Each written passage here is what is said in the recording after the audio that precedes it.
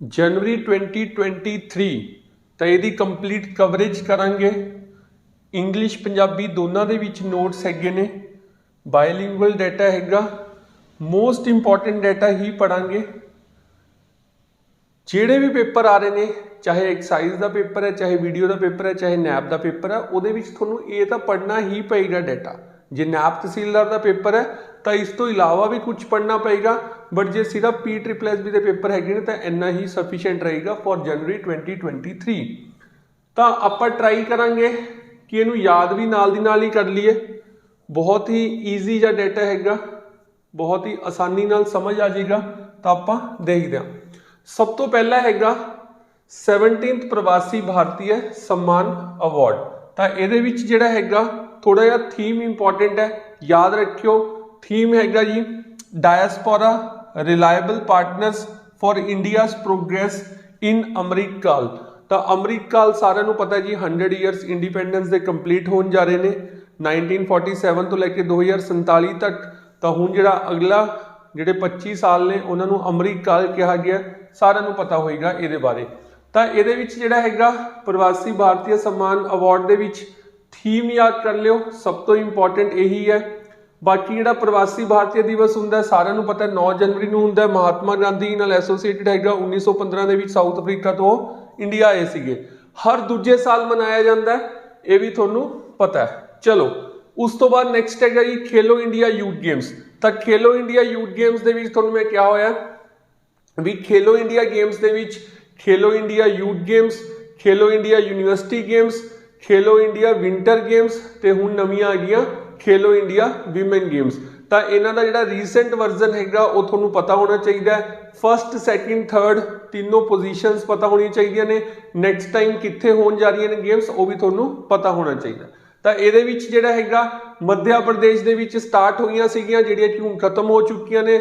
सारिਆਂ ਨੂੰ पता Madhya Pradesh 3rd number ते सीगी ते सैकेंड ते कौन सीगी जी हरियाणा ते फर्स्ट ते कौन सीगी दस दिओ कमेंट्स दे विच। चलो तो ये जिहड़ा हैगा चीता आशा, ठीक है। तो मैस्कट बहुत इंपॉर्टेंट हैगा। मैस्कट हर गेम का एक मैस्कट हुंदा। तो मैस्कट जिहड़ा हैगा इहदा चीता आशा हैगा जी, पता होना चाहिए, बहुत इंपॉर्टेंट है। ਇਹਦੇ ਵਿੱਚ ਜਿਹੜਾ ਹੈਗਾ ਮੇਨ ਇਹੀ ਚੀਜ਼ ਹੈ ਕਿ ਮੈਸਕਟ ਤੇ ਲੋਕੇਸ਼ਨ ਦੋਨੋਂ ਚੀਜ਼ਾਂ ਤੁਹਾਨੂੰ ਪਤਾ ਹੋਣੀਆਂ ਚਾਹੀਦੀਆਂ ਨੇ। ਵਰਲਡ ਹਿੰਦੀ ਡੇ ਜਿਹੜਾ ਹੈਗਾ 10 ਜਨਵਰੀ ਨੂੰ ਹੁੰਦਾ। ਇੰਪੋਰਟੈਂਟ ਡੇ ਹੈਗਾ, ਯਾਦ ਰੱਖਿਓ ਜੀ, ਕਾਫੀ ਇੰਪੋਰਟੈਂਟ ਹੈ।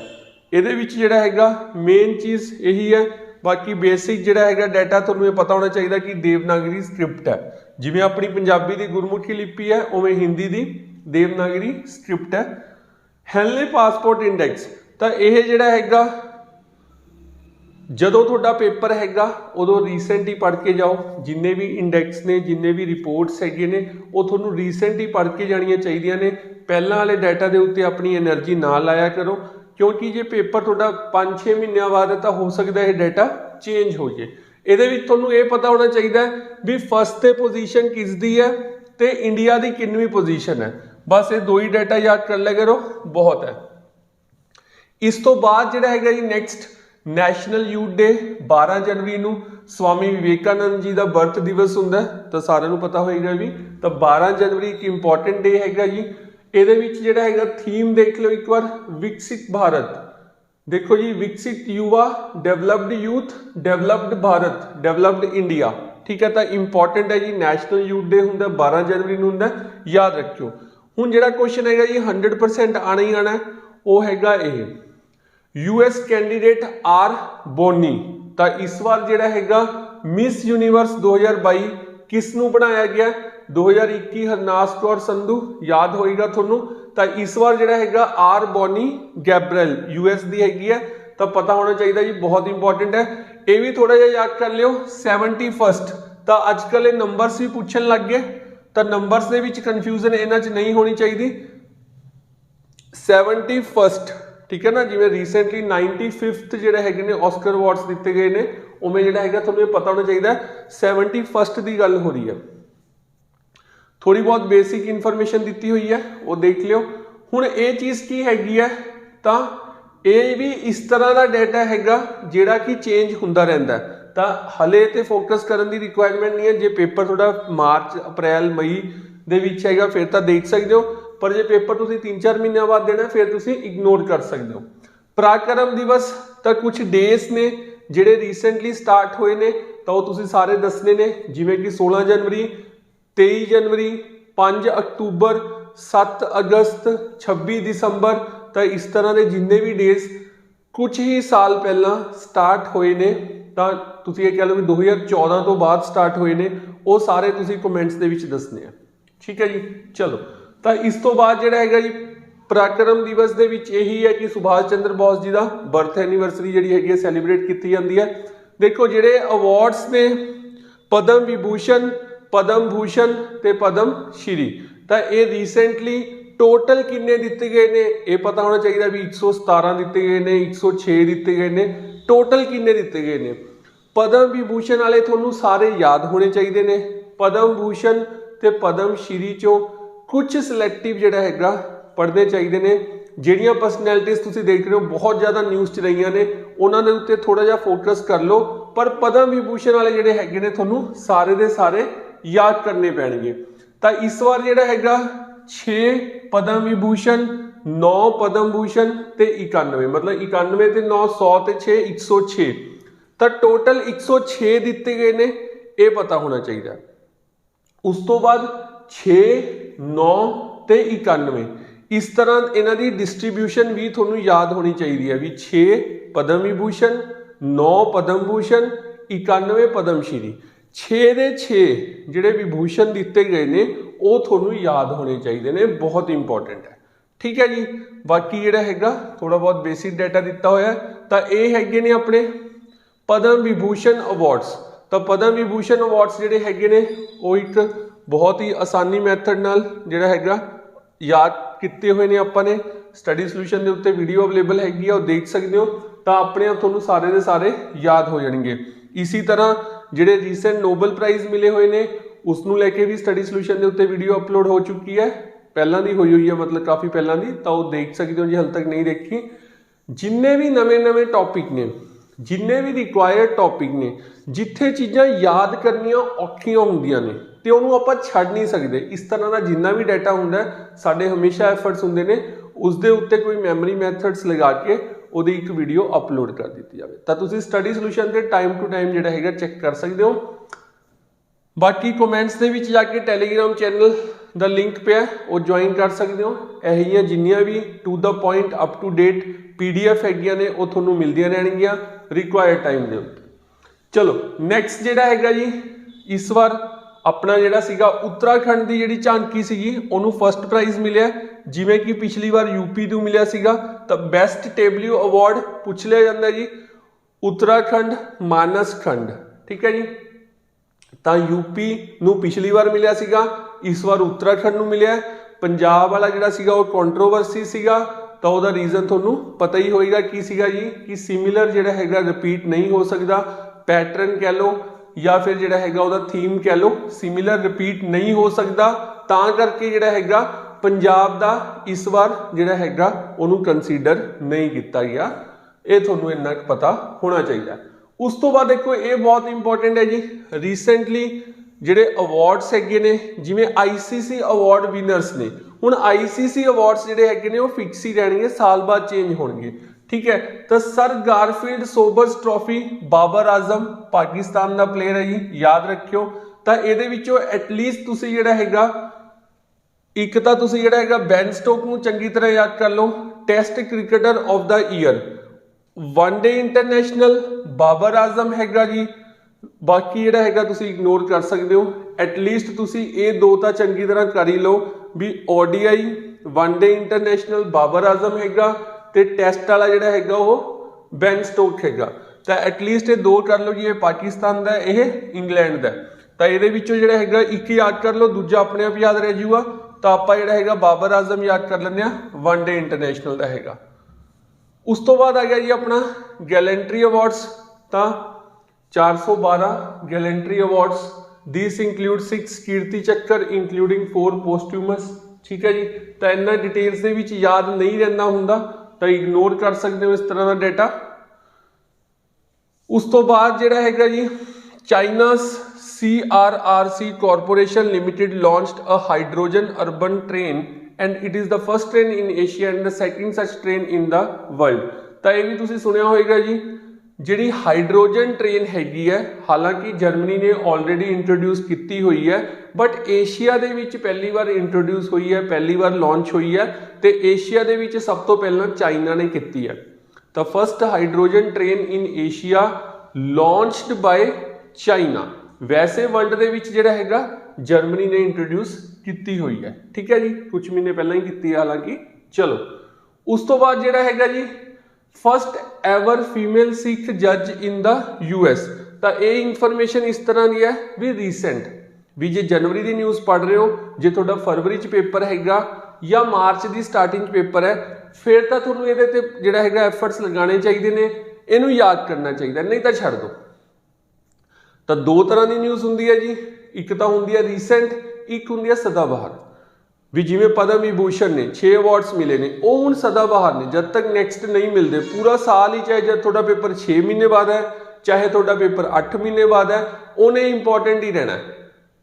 तो उन्होंने तुसी चंगी तरह अज ही याद कर लो क्योंकि वो हमेशा लिए थोड़े काम आना है, ठीक है ना। चलो मेन करंट अफेयर्स दे विच यही है कि जिन्नी ज़्यादा सही तुसी फिल्ट्रेशन कर रहे हो, ज़्यादा भी तो सही भी, जे तुसी करंट अफेयर्स दे विच फिल्ट्रेशन कर पा रहे हो तो अपना डाटा तुसी घटा पा रहे हो, तो उन्ना ही वो ज़्यादा याद रहेगा, पेपर दे विच जिहड़ा हैगा एफिशिएंसी इंक्रीज होएगी। तुसी ये नहीं कहोगे मैं पढ़िया सी ते भुल गया सी, पेपर च क्वेश्चन आएगा जे पढ़िया होएगा तो सही करके आओगे, नहीं तो तुसी वो पढ़िया ही नहीं होएगा, फिर थोड़ी वो फिल्ट्रेशन गलत सी। चलो तो ये विच जिहड़ा हैगा जी ये भी आपां ने पढ़िया सी जी, पता होएगा तुहानूं आस्ट्रेलिया दे विच जिहड़ा हैगा स्कूल दे विच, ਆਸਟ੍ਰੇਲੀਆ ਦੇ ਸਕੂਲਸ ਦੇ ਵਿੱਚ ਜਿਹੜਾ ਹੈਗਾ ਪੰਜਾਬੀ ਇੰਟਰੋਡਿਊਸ ਕੀਤੀ ਗਈ ਹੈ। ਤਾਂ ਇੰਪੋਰਟੈਂਟ ਹੈ, ਬਹੁਤ ਇੰਪੋਰਟੈਂਟ ਹੈ, ਆਲਮੋਸਟ ਕਨਫਰਮ ਹੈ ਕਿ ਇਹ ਕੁਐਸਚਨ ਆਏਗਾ ਹੀ ਆਏਗਾ। ਤਾਂ ਆਸਟ੍ਰੇਲੀਆ ਦੇ ਸਕੂਲਸ ਦੇ ਵਿੱਚ ਜਿਹੜਾ ਹੈਗਾ ਉਹਨਾਂ ਦੇ ਕੁਰੀਕੁਲਮ ਦੇ ਵਿੱਚ ਪੰਜਾਬੀ ਇੰਟਰੋਡਿਊਸ ਹੋਈ ਹੈ, ਪਤਾ ਹੋਣਾ ਚਾਹੀਦਾ। ਅਬਦੁਲ ਰਹਿਮਾਨ ਮੱਕੀ ਐਜ਼ ਦ ਗਲੋਬਲ ਟੈਰਰਿਸਟ, ਤਾਂ ਇਹ ਜਿਹੜਾ ਹੈਗਾ ਜੀ ਦਿੱਤਾ ਹੋਇਆ, ਥੋੜਾ ਬਹੁਤ ਇੰਪੋਰਟੈਂਟ ਹੈ, ਇੱਕ ਵਾਰ ਦੇਖ ਲਿਓ, ज़्यादा इंपॉर्टेंट नहीं है। UNGA adopted a resolution titled Education for Democracy, the right of everyone to education। The resolution which was co-sponsored by India recognized that education for all। तो वही कह रहे जी एजुकेशन सारे लिए जरूरी है, सारे का राइट है। तो बेसिकली जिहड़ा हैगा उन्होंने एक रेजोल्यूशन पास किया जिसका नाम रखा जी एजुकेशन फॉर डेमोक्रेसी। तो समटाइम्स यह चीज़ आ जाती है भी की रेजोल्यूशन है, education for democracy, democracies education, education is required for democracy. तो इस तरह वर्ड्स इधर उधर किए जा सकते हैं। तो रेजोल्यूशन का नाम हैगा जी एजुकेशन फॉर डेमोक्रेसी। UNGA बारे तुहानूं पता ही होएगा जी, यूनाइटेड नेशन जनरल असैंबली नूं mini parliament of the world भी कहा जाता है। तो इंपॉर्टेंट है, पता होना चाहिए। Aruna Miller has scripted history by becoming the first Indian American politician to be sworn in as the lieutenant governor, ठीक है जी, in the state of Maryland adjoining the US capital. तो पहली बार इस तरह होया, ये भी उस तरह की न्यूज़ है, जे रीसेंट पेपर है तो फोकस कर लो, नहीं तो इग्नोर करो। Raja Chari was nominated by US president Joe Biden for the pace, ये भी उस तरह इग्नोर कर सकते हो जी। Prime minister Narendra Modi ji inaugurated doctor Shyam Prasad Mukherjee national institute of water and sanitation at, हाँ ये देखो इंपॉर्टेंट है भी जोका कोलकाता दे विच जिहड़ा हैगा इनॉग्रेट किया गया, तो ये इंपॉर्टेंट है national institute of water and sanitation Modi ji ने इनॉग्रेट किया। तो ये जिहड़ा हैगा क्वेश्चन आ सकता है, चाहे 3 महीने बाद थोड़ा पेपर है, डायरैक्ट लोकेशन पूछी जा सकती है भी national institute of water and sanitation doctor Shyam Prasad Mukherjee वाला जिहड़ा हैगा वो कित्थे है, तो कोलकाता दे विच पर्टिकुलर लोकेशन जोका। तो ये पता होना चाहिए। उस तो बाद हैगा जी इनॉग्रेटेड संविधान Udyan, Mayur Stambh, national flag post, statue of Mahatma Gandhi, Maharana Pratap at Raj Bhavan. तो ये भी बहुत इंपॉर्टेंट है जी, ये डाटा दोबारा पढ़ लेंगे की इनॉग्रेट किया रिसेंटली। संविधान Udyan, Mayur Stambh, national flag post, statue of Mahatma Gandhi ji and Maharana Pratap. तो ये आ सकता भी हेठ लिखिया विचों केड़ी चीज की है या हेठ लिखिया विचों केड़ी चीज नहीं की, इस तरह आ सकता है, पता होना चाहिए। ऑब्वियसली डेट पे फोकस करने की रिक्वायरमेंट नहीं है। Then president of India virtually inaugurated the transmission system for solar energy zones in Rajasthan and laid the foundation stone for the 1000 MV Bikaner solar power projects. इनू इग्नोर किया जा सकता है। देखो मैं नाल नाल ये समझाने की कोशिश करदा कि तुसी जिस भी सोर्स तो पढ़ रहे हो कोई इशू नहीं, हर सोर्स वधिया हुंदा है। मैटर ये करता भी तुसी उस सोर्स तो किस तरह पढ़ रहे हो, थोड़ा पेपर कदों है उन्होंने रिलेट कर पा रहे हो कि नहीं, क्योंकि सोर्स दे तो हमेशा एफर्ट्स यही रहते हैं कि वो मैक्सिमम डाटा प्रोवाइड करते भी बच्चे ये ना कहन भी इन्होंने आता पढ़ाया ही नहीं। हुण थोड़े ते हैगा कि जेड़ा डाटा तुहानूं प्रोवाइड किया जा रहा है कि तुसी उन्होंने फिल्टर कर रहे हो। थोड़ा पेपर जो हैगा मान लो 6 महीनों बाद अज वो कोई इस तरह का डाटा दे रहे हैं जिहड़ा कि अगले महीने काम आ सकता, बाद दे विच नहीं आ सकता, तो तुसी उन्होंने इग्नोर करना है। ये चीज़ सीखनी बहुत इंपॉर्टेंट है। पर्टिकुलरली या स्पैशली करंट अफेयर्स दे विच इहदी बहुत ज़्यादा रिक्वायरमेंट है, क्योंकि करंट अफेयर्स दे विच डाटा बहुत है। तुसी 100 पेजिस के करंट अफेयर्स भी कर सकते हो सिर्फ जनवरी दे, तुसी 200 पेजिस च भी कर सकते हो, तुसी 500 पेजिस च भी कर सकते हो, तुसी 10 पेजिस च भी कर सकते हो। कहना मतलब किसी सोर्स से 100 पेजिस च होणगे, किसी सोर्स से 500 पेजिस च होणगे, किसी सोर्स से 10 पेजिस च होणगे, है ये जनवरी दे, तो डिफरेंस हैगा। ठीक है, तो इस डिफरेंस को समझना बहुत जरूरी है, नहीं तो फिर डाटा समझता सब कुछ आ जाता पर याद नहीं रहिंदा हुंदा पेपर दे विच। हुण इहदे विच की हैगा, वर्ल्ड दा longest river cruise, most luxury cruise हैगा, तो दोनों लोकेशंस पता होनी चाहिए ने, बहुत इंपॉर्टेंट है। ये 100% क्वेश्चन है भी सदाबहार क्वेश्चन है, पेपर थोड़ा अक्टूबर च नवंबर च इन्हें आना ही आना है। तो यदा नाम पता होना चाहिए जी, गंगा विलास। गंगा विलास नाम भी इंपॉर्टेंट है, उस तो बाद जिहड़ा हैगा लोकेशन भी इंपॉर्टेंट है। तो नाम भी इंपॉर्टेंट है जी, वाराणसी यूपी तो लैके डिब्रूगढ़ असम, डेट ते इग्नोर करो। तो ये जिहड़ा हैगा गंगा विलास भी इंपॉर्टेंट है, वर्ल्ड का लॉन्गेस्ट रिवर क्रूज है, लग्जरी रिवर क्रूज हैगा। एक बार इसकी फोटो देख लियो जी, बहुत वधिया हैगा। उस तो बाद जिहड़ा हैगा जी नेक्स्ट साइलेंट वैली, वैसे डायरेक्ट क्वेश्चन आ जाता हुंदा कि कित्थे हैगी है, तो लोकेशन पता होनी चाहिए है। बाकी जिहड़ा हैगा कोई खास इत्थे इन्फॉर्मेशन नहीं है, बस तुहानूं साइलेंट वैली की लोकेशन पता होनी चाहिए है। तो कमेंट्स दे विच दस दिओ जी साइलेंट वैली की लोकेशन कित्थे है। हुण देखो तुहानूं पता होएगा जी एस्पिरेशनल डिस्ट्रिक्ट प्रोग्राम, एक क्वेश्चन जिहड़ा हैगा बहुत आंदा हुंदा सी, बहुत आ रहा पिछले कई सालों तो, एस्पिरेशनल डिस्ट्रिक्ट प्रोग्राम। तो ये की है, काफ़ी सारे डिस्ट्रिक्ट्स एलोकेट किए हुए हैं जिन्होंने वधिया लैवल का बनाया जाएगा, अपग्रेड किया जाएगा, उन्होंने स्मार्ट बनाया जाएगा। भी कुछ डिस्ट्रिक्ट्स उन्होंने इंडिया के चुने हुए हैं जिन्होंं के उत्ते बहुत ज़्यादा वर्क किया जा रहा है। हुण उसी तरह का एक नवा जिहड़ा हैगा प्रोग्राम स्टार्ट होया है, उसका नाम हैगा एस्पिरेशनल ब्लॉक।